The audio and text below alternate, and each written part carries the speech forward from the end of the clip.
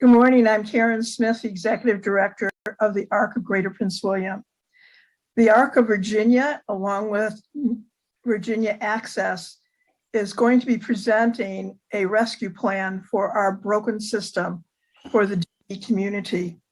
We are working together, united, because this crisis is such of a magnitude that it's overwhelming.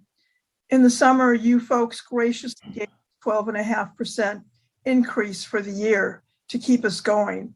But now much of that increase is going to be taken away once this budget is going to be approved. Nothing is done about it. So we'll be going back to our old rates, and we certainly can't muster the courage and also the resources to keep us going. As an example, this past week with the snowstorm, we have paid thousands of dollars of overtime.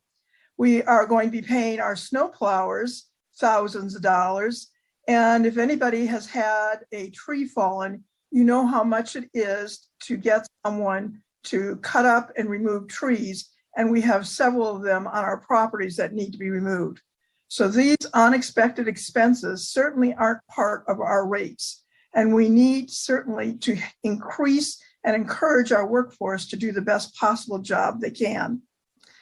We also know that there's a long waiting list, but so many of those folks have not been able to get a waiver service slot because providers are not there anymore.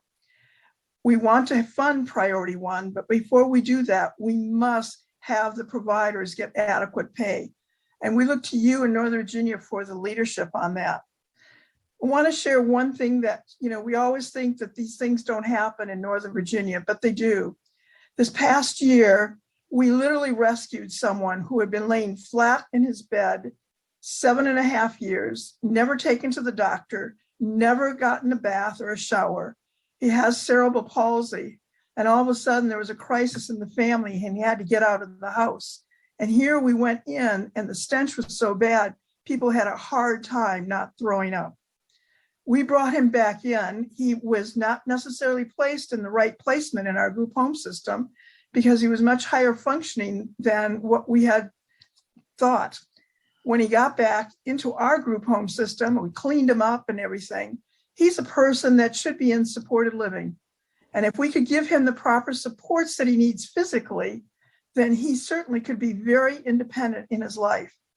Please help us redesign and rescue our DD waiver system so that folks can be served and the providers can provide an adequate salary for their workers.